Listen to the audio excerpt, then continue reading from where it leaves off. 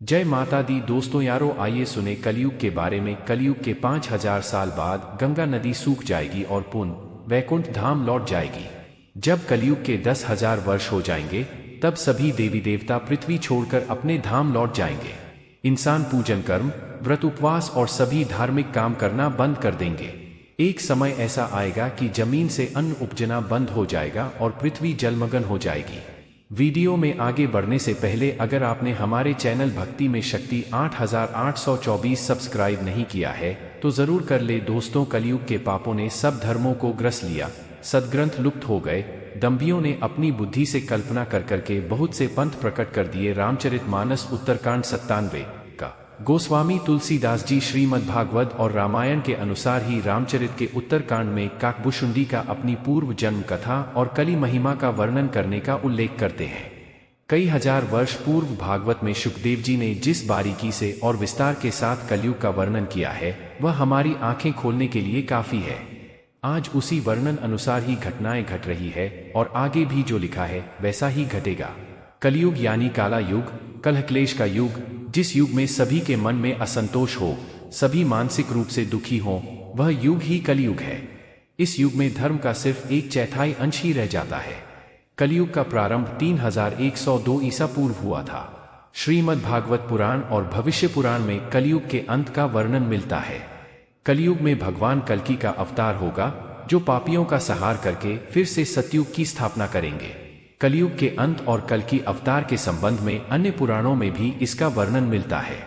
कब होगा कलयुग का अंत? मनुष्य का 1 मास, पितरों का 1 दिन रात, मनुष्य का 1 वर्ष, देवता का 1 दिन रात, मनुष्य के 30 वर्ष, देवता का 1 मास, मनुष्य के 360 वर्ष, देवता का 1 वर्ष, दिव्य वर्ष, मनुष्य के 43200 वर्ष, देवताओं के 1200 दिव्य वर्ष अर्थात 1 कलयुग, मनुष्य के 86400 वर्ष, देवताओं के 2400 दिव्य वर्ष अर्थात 1 द्वापर युग, मनुष्य के 12,96,000 वर्ष, देवताओं के 3600 दिव्य वर्ष अर्थात 1 त्रेता युग, मनुष्य के 17,28,000 वर्ष अर्थात देवताओं के 4,800 दिव्य वर्ष अर्थात 1 सतयुग।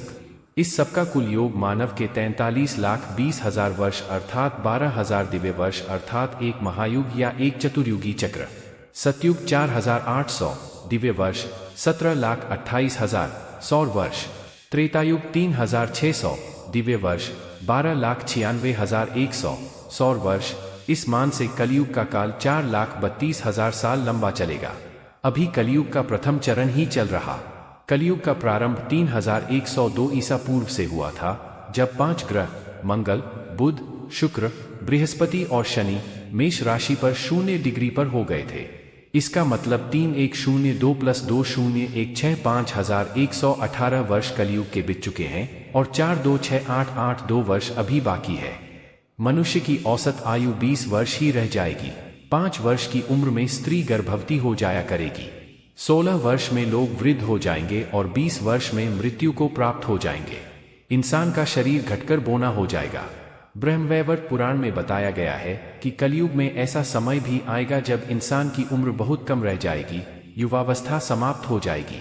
कली के प्रभाव से प्राणियों के शरीर छोटे छोटे, क्षीण और रोगग्रस्त होने लगेंगे। श्रीमद् भागवत के 12 स्कंद में कलयुग के धर्म के अंतर्गत श्री शुकदेव जी परीक्षित जी से कहते हैं, ज्यों ज्यों घोर कलयुग आता जाएगा, त्यों त्यों उत्तरोत्तर धर्म, सत्य, पवित्रता, क्षमा, दया, आयु, बल और स्मरण शक्ति का लोप होता जाएगा। अर्थात लोगों की आयु भी कम होती जाएगी जब कलिकाल बढ़ता चला जाएगा। कलयुग के अंत में जिस समय कल्कि अवतार अवतरित होंगे, उस समय मनुष्य की परम आयु केवल 20 या 30 वर्ष होगी। जिस समय कल्कि अवतार आएंगे, चारों वर्णों के लोग क्षुद्रों, बोने के समान हो जाएंगे। गौएं भी बकरियों की तरह छोटी छोटी और कम दूध देने वाली हो जाएगी। दोस्तों, अगर आपने अभी तक आपने इस चैनल भक्ति में शक्ति 8824 को सब्सक्राइब नहीं किया है तो पहले चैनल को सब्सक्राइब जरूर कर लीजिए। दोस्तों, अगर आप हमारे चैनल पर नए हैं तो चैनल को सब्सक्राइब जरूर कर ले। दोस्तों, मनुष्य कलयुग के अंत में संसार की ऐसी दशा होगी कि अन्न नहीं उगेगा। लोग मछली मांस ही खाएंगे और भेड़ व बकरियों का दूध पिएंगे। गाय तो दिखना भी बंद हो जाएगी, होगी तो वह बकरी समान होगी। एक समय ऐसा आएगा जब जमीन से अन्न उपजना बंद हो जाएगा। पेड़ों पर फल नहीं लगेंगे। धीरे धीरे ये सारी चीजें विलुप्त हो जाएंगी। गाय दूध देना बंद कर देगी। कैसा मनुष्यों का स्वभाव। स्त्रियां कठोर स्वभाव वाली व कड़वा बोलने वाली होंगी।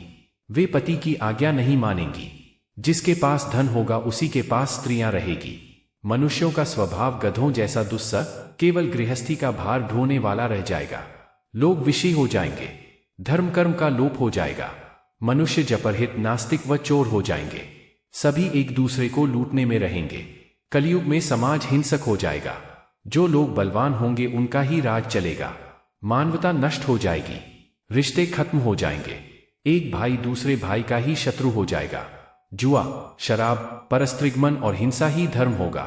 पुत्र पितृवधम कृत्वा पिता पुत्रवधम तथा निरुद्वेगो वृहद्वादी न निंदामुपल्प्स्यते म्लेच्छी भूतन जगत सर्व भविष्यति न संशय हस्तो हस्तम परिमुषेद युगान्ते समुपस्थिते। पुत्र पिता का और पिता पुत्र का वध करके भी उद्विग्न नहीं होंगे। अपनी प्रशंसा के लिए लोग बड़ी बड़ी बातें बनाएंगे, किंतु समाज में उनकी निंदा नहीं होगी। उस समय सारा जगत म्लेच्छ हो जाएगा, इसमें संशय नहीं। एक हाथ दूसरे हाथ को लूटेगा। कलयुग में लोग शास्त्रों से विमुख हो जाएंगे। अनैतिक साहित्य ही लोगों की पसंद हो जाएगा। बुरी बातें और बुरे शब्दों का ही व्यवहार किया जाएगा। स्त्री और पुरुष दोनों ही अधर्मी हो जाएंगी। स्त्रियां पतिव्रत धर्म का पालन करना बंद कर देगी और पुरुष भी ऐसा ही करेंगे। स्त्री और पुरुषों से संबंधित सभी वैदिक नियम विलुप्त हो जाएं। कलयुग के अंत में होगी प्रलय। श्रीमद् भागवत के 12वें स्कंद में कलयुग के धर्म के अंतर्गत श्री शुकदेव जी परीक्षित जी से कहते हैं, ज्यों ज्यों घोर कलयुग आता जाएगा त्यों त्यों उत्तरोत्तर धर्म, सत्य, पवित्रता, क्षमा, दया, आयु, बल और स्मरण शक्ति का लोप होता जाएगा। अर्थात लोगों की आयु भी कम होती जाएगी जब कलिकाल बढ़ता चला जाएगा। महाप्रलय। बहुत काल तक सूखा रहने के बाद कलयुग में अंतिम समय में बहुत मोटी धारा से लगातार वर्षा होगी, जिससे चारों ओर पानी ही पानी हो जाएगा। समस्त पृथ्वी पर जल हो जाएगा और प्राणियों का अंत हो जाएगा। इसके बाद एक साथ 12 सूर्य उदय होंगे और उनके तेज से पृथ्वी सूख जाएगी। कलयुग के अंत में भयंकर तूफान और भूकंप ही चला करेंगे। लोग मकानों में नहीं रहेंगे। लोग गड्ढे खोदकर रहेंगे। धरती का 3 हाथ अंश अर्थात लगभग 4.5 फुट नीचे तक धरती का उपजाऊ अंश नष्ट हो जाएगा। भूकंप आया करेंगे। महाभारत में कलयुग के अंत में प्रलय होने का जिक्र है, लेकिन यह किसी जल प्रलय से नहीं बल्कि धरती पर लगातार बढ़ रही गर्मी से होगा। महाभारत के वन पर्व में उल्लेख मिलता है कि कलयुग के अंत में सूर्य का तेज इतना बढ़ जाएगा कि 7 समुद्र और नदियां सूख जाएंगी। संवर्तक नाम की अग्नि धरती को पाताल तक भस्म कर देगी। वर्षा पूरी तरह बंद हो जाएगी। सब कुछ जल जाएगा। इसके बाद फिर 12 वर्षों तक लगातार बारिश होगी, जिससे सारी धरती जलमग्न हो जाएगी। जल में फिर से जीव उत्पत्ति की शुरुआत होगी। महर्षि व्यास जी के अनुसार कलयुग में मनुष्यों में वर्ण और आश्रम संबंधी प्रवृत्ति नहीं होगी। वेदों का पालन कोई नहीं करेगा। कलयुग में विवाह को धर्म नहीं माना जाएगा। शिष्य गुरु के अधीन नहीं रहेंगे। पुत्र भी अपने धर्म का पालन नहीं करेंगे। कोई किसी कुल में पैदा ही क्यों न हुआ, जो बलवान होगा वही कलयुग में सबका स्वामी होगा। सभी वर्णों के लोग कन्या बेचकर निर्वाह करेंगे। कलयुग में जो भी किसी का वचन होगा वही शास्त्र माना जाएगा। कलयुग में थोड़े से धन से मनुष्यों में बड़ा घमंड होगा। स्त्रियों को अपने केशों पर ही रूपवती होने का गर्व होगा। कलयुग में स्त्रियां धनहीन पति को त्याग देंगी। उस समय धनवान पुरुष ही स्त्रियों का स्वामी होगा। जो अधिक देगा उसे ही मनुष्य अपना स्वामी मानेंगे। उस समय लोग प्रभुता के ही कारण संबंध रखेंगे। द्रव्यराशि घर बनाने में ही समाप्त हो जाएगी। इससे दान पुण्य के काम नहीं होंगे और बुद्धि धन के संग्रह में ही लगी रहेगी। सारा धन उपभोग में ही समाप्त हो जाएगा। कलयुग की स्त्रियां अपनी इच्छा के अनुसार आचरण करेंगी। हाव भाव विलास में ही उनका मन लगा रहेगा। अन्याय से धन पैदा करने वाले पुरुषों में उनकी आसक्ति होगी। कलयुग में सब लोग सदा सबके लिए समानता का दावा करेंगे। कलयुग की प्रजा बाढ़ और सूखे के भय से व्याकुल रहेगी। सबके नेत्र आकाश की ओर लगे रहेंगे। वर्षा न होने से मनुष्य तपस्वी लोगों की तरह फल मूल पत्ते खाकर और कितने ही आत्मघात कर लेंगे।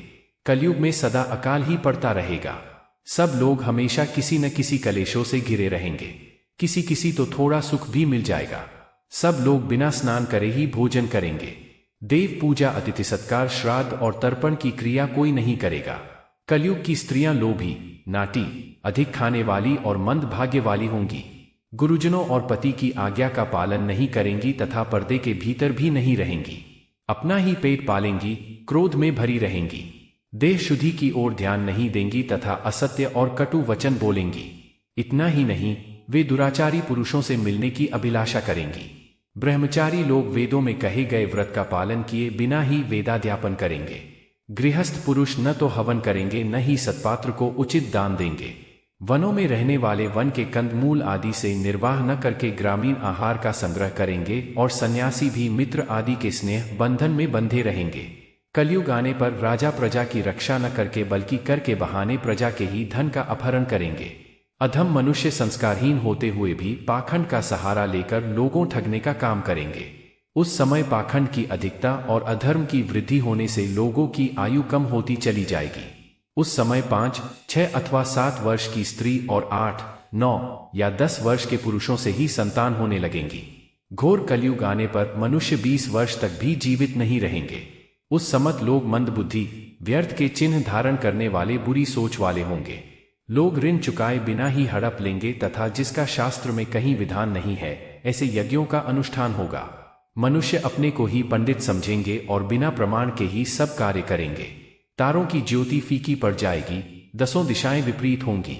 पुत्र पिता को तथा बहुएं सास को काम करने भेजेंगी। कलयुग में समय के साथ साथ मनुष्य वर्तमान पर विश्वास करने वाले, शास्त्र ज्ञान से रहित, दंभी और अज्ञानी होंगे।